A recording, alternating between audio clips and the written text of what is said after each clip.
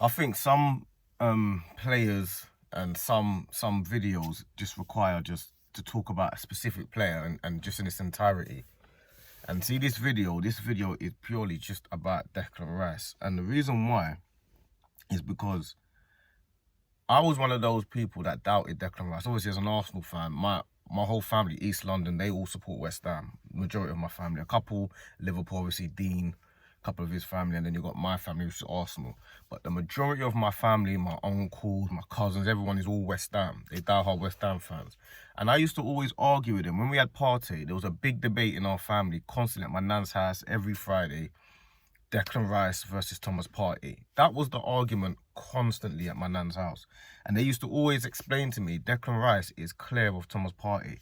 And I used to be that guy, and me and my brothers and I used to be like, are you crazy? Thomas Partey is a different level to Declan Rice.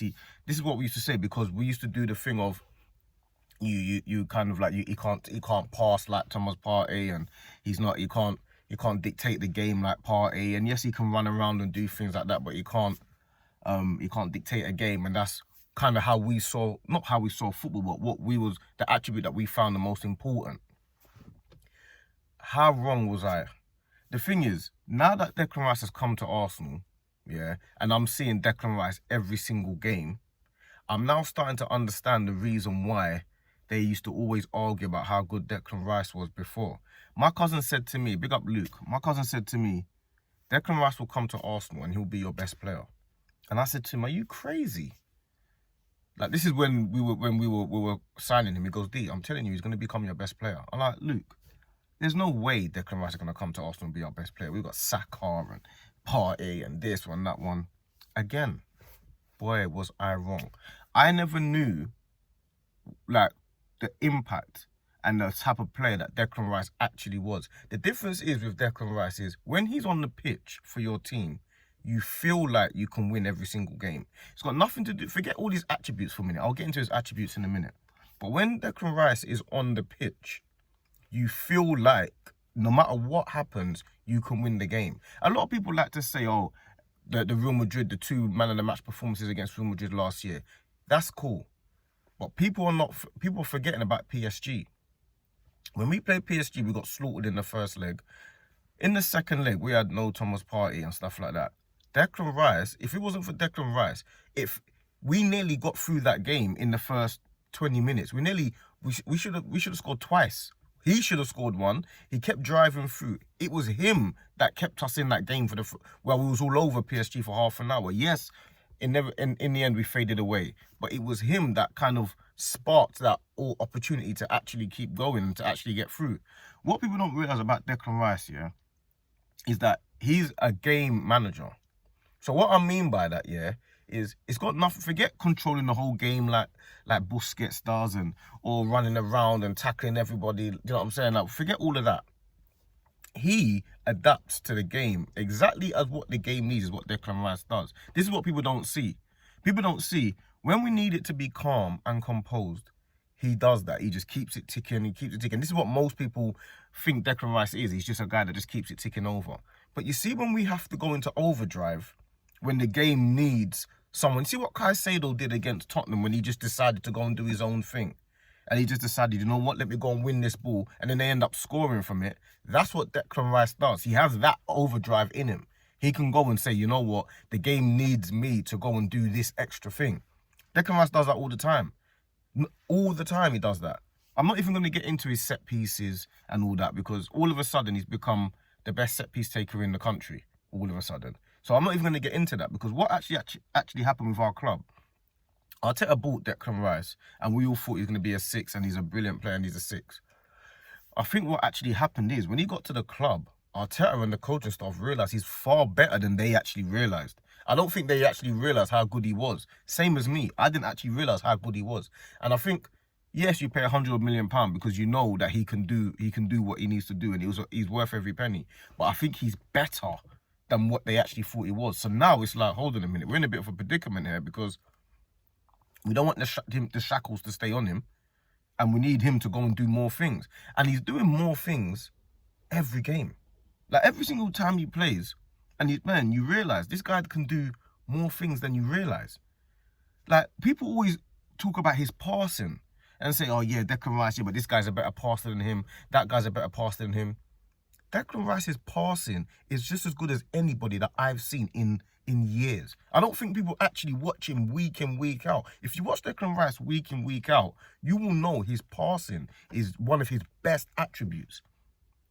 His passing is phenomenal. I don't think people just say things because they expect you to turn on the half turn all the time. Firstly, he never loses the ball. So this whole half turn thing, I don't know where that's come from. Of course he can play a half turn and through the lines. He does it every single game.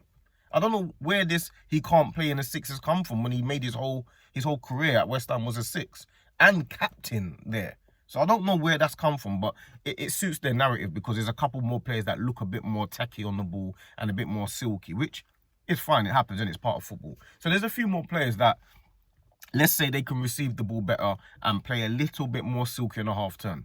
That's fine. Let's imagine that's the case, because that is the case. There's a few players that can do that bit better than him. Cool. But there's not many players that can pass better than him.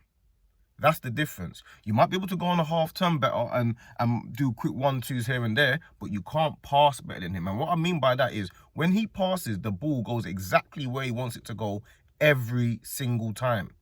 That's the difference. Thomas Partey was a much better ball receiver and play on the half turn than Declan Rice. He was much better controller than Declan Rice.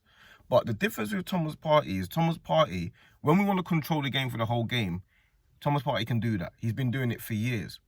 But the difference with Rice and Partey is Rice can do it every single game, no matter what. Every single game. I've seen Thomas Partey have bad games. When Partey's passes are not quite on, he's a detriment to the team. When his passes are just not quite there, you're like, oh, Partey, come on, bro. Like, we need you to perform now. Declan Rice, that doesn't happen with Declan Rice. Oh, Declan, you're not playing so well. That never happens. His not playing so well is still higher than everybody else is playing brilliantly. It never happens. His consistency is off the scale. I haven't seen a player this consistent. And Declan Rice has got so good. And it's so funny because, like, when my cousin, like I say, big up Luke, when he used to say to me, Declan Rice is going to be your best player, I laughed at him like, what are you talking about? What are you saying? He can never be our best player. I actually believe that Rice, right now, is not only Arsenal's most important player, but I actually believe that his performances have now started to catch up to the importance of Saka. Because Saka's been our talisman for the last few years. He's been our talisman for like 3 years, like solid, maybe even longer than that. And it's Saka, Saka, Saka, Saka, Saka. I genuinely believe that Declan Rice is as caught up to Saka, if not just overtaken Saka in terms of the reliability and the importance to this team. I genuinely believe that. I think Declan Rice is probably now in our team. Of course, you've got other players like Gabriel and Timber and Saliba. Of course, I'm not denying that. But I genuinely believe for Declan Rice in our team, I think there's no one in world football that can do what he's doing, that can slot into our team and make it and just keep it going over. There's other players that are potentially just as good as him, like I say, like Caicedo, who's a brilliant player and stuff like that. But Declan Rice is our corner kick taker. Every time. He's our set piece taker. So he takes free kicks. He takes corners. Even when we scored against Crystal Palace, it wasn't a corner. It was a free kick. So free kicks, takes corners. Not only does he do that, he scores as well, which he did against Burnley with the header. He scores all the time. He assists all the time. In the middle of the park, Zubimendi has helped him a lot because Zubimendi he buzzes about. So he helps Declan Rice. So Declan Rice can now just do whatever he wants to do. Yes, he's still got structure, but he can do whatever he wants. It's like, go out there. If you need to win the ball back and just carry on doing it. Declan Rice thrives in that. That's where he thrives. He can just be free. And I think he's elevated himself. I remember the days when people used to say at England, oh yeah, he can't play. He can't be playing in England and he needs to be dropped for England. And there's other players that are like the Mainus and the Waltons and and the Elliot Andersons and these type of guys that can pass or look nicer with their passing or what you feel like passing should be. Forgetting that Declan Rice is a game manager. And the thing is, Thomas Tuchel has recognised that and is now playing him in the 8. He's thinking, and he's now on corners for England as well. He's thinking, this guy's too good. Whatever you're doing for Arsenal, you need to do for England. And I don't blame Thomas Tuchel. I will do exactly the same thing. Whatever you're doing for Arsenal, go and do for England. Because what you're doing for Arsenal, you've catapulted yourself into world-class territory, one of the best in the world. Declan Rice is up there with every single midfielder that anyone wants to mention. I don't care who you mention. In this day and age, you can mention whoever. He's up there in the conversations with them. Rodri, Vitinha, Caicedo, Pedri. He's up there with all of them. And guess what? I'm not swapping him for any of them. I would not swap Declan Rice for any of those players. One of them might be a bit technical, more technical. One of them might have a little bit more tenacity, like Caicedo might have a bit more tenacity, or Pedri might have a bit more technicality. But do they have everything? Do they have it all? Do they have the whole package? Because Declan Rice, he's got the tenacity of Caicedo already. He might not be as tenacious, but he's got it. He might not have the technicality of Pedri, but he's got technical ability. He's got set pieces. Has Pedri or Caicedo got set pieces? So to me, I wouldn't swap Declan Rice for anyone. And what people fail to understand, like I said at the beginning, is he can. When he's on the pitch, you feel like you can win every single game. There's no substitute for that. If there's one player that I don't want, that I have to have playing in the team to play any team in the world, it's Declan Rice. There's no substitute for being a captain. He's a captain without the armband. We know that already. He was one of the youngest captains at West Ham. For years he was captain. Led them to their first trophy in how long? So Declan Rice, you already know he's got the mentality and he's got the stature to maintain this and to continue this and to actually do what he's supposed to do as a captain. He doesn't need the armband. He's just a guy that does what he has to do. We know that. There's no substitute for that. There's no substitute for people that can... And everyone wants to compare players to him and take away his attributes. Oh, yeah, but all he does is he just wins the ball back. But winning the ball back is an attribute. Winning the ball back is something that you're supposed to do. I need my midfielders to do that. Declan Rice is bringing football back to old school. He's bringing it back to midfielders can do everything, which is what it's supposed to be. Since when the midfielders are, he plays in the 8, but he can't play in the 6. Oh, he plays in the 6, but he can't play in the 8. Oh, when did people decide that you can only play in one position for your whole life? Declan Rice can play in every position. And when he actually finishes his career, the funny thing about Declan, because he's so versatile, he's going to end up finishing his career at centre-back. That's what will happen. And he will end up becoming one of the best centre-backs in world football because he can do absolutely everything. And the funny thing about it is, Arteta wishes he could have Declan Rice in the box from corners. He doesn't even want Declan Rice out there. He wants another 6-foot-plus monster that's brilliant in the air. But because Declan Rice is so good at corners, he can't put him in the box. Arteta wants Declan Rice in the box. He's thinking, bruv, I need you in the box. Another 6-foot-plus monster in the box. Someone crossing it to you. But his corners are too good.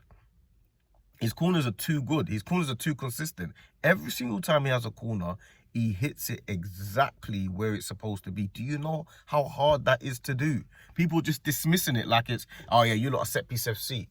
We're set-piece FC with deliveries that you have to work on every single day, night and day, every time. You can't just you can ask anyone to just put the ball anywhere and they cannot do it. Declan Rice can put the ball exactly where he wants it from the corner every single time. I've only seen him in the last couple years, of him taking corners. Literally, and this is a God's honest truth, I've only seen him take 2 or 3 bad corners. The other day, what game was it? I can't remember exactly what game it was. He had a corner that hit the first man. I was like, oh my days, I haven't even seen that for years. I don't remember seeing a corner kick that hits the first man. I'm not used to that anymore. I'm used to, because I remember when you take corners, a lot of corner kick takers, he hits the first man, and it just gets cleared, or I hit the first man, it gets cleared, and you kind of just, it's just part of the game, it's a bad corner, and then you just carry on playing. Sometimes the corner's good, sometimes the corner's bad. That's just how it was. Not with Rice. With Rice, there's no bad corners. Like, you have to defend the corner perfectly because his delivery is going to be perfect. And don't get it twisted. Most teams have been practicing to try and stop Arsenal's corners because they know it's coming, and set pieces, and they can't because the delivery is so good. How do you defend? You can't even practice that in training. You can't practice that in training because your guy that's delivering it in training can't deliver the ball. If you could practice it in training, then you'd have a set piece guy in training and yeah, let's deliver it. You might have to get one of them ball machines. And even maybe his delivery is better than the ball machine. No, I'm playing, but listen, I just have to do a little piece on Declan because I believe that he's not catapulted himself easily into world-class territory. And I don't watch Pedri every week. I don't watch Vitinha every single week. I don't watch these guys weekly. I watch Arsenal weekly. So I can't explain to you how brilliant they are weekly. I don't know whether they can. I see them control games in Champions Leagues and do things, but I don't know when the going gets tough. Are they there? When the team needs them, are they the ones that pull them out of the bag, or are they the ones that kind of get the team moving? I don't know whether they're those guys or not. If you speak to a Barcelona fan, he might tell you, no, it's not him. It's Gary that does that. Or you speak to a PSG fan, he might tell you, no, it's Neves. That's the one the most important guy is Neves. He's the one that gets things going, whatever. In our team, it's Declan Rice. Declan Rice is the most important player right now. He's the one that does everything that we need him to do. When we're winning games, when we're losing games, he's the man you rely on. And he's put himself in the highest category right now. If he continues, he'll be an Arsenal legend. It's as simple as that. If he starts winning titles at Arsenal and doing things, he'll become an Arsenal legend. He's already a West Ham legend, whether they like to admit it or not, and he'll become an Arsenal legend. One of the best players in world football right now, the most consistent best players. And to me, he is sensational. And that's why I had to do a piece on him alone.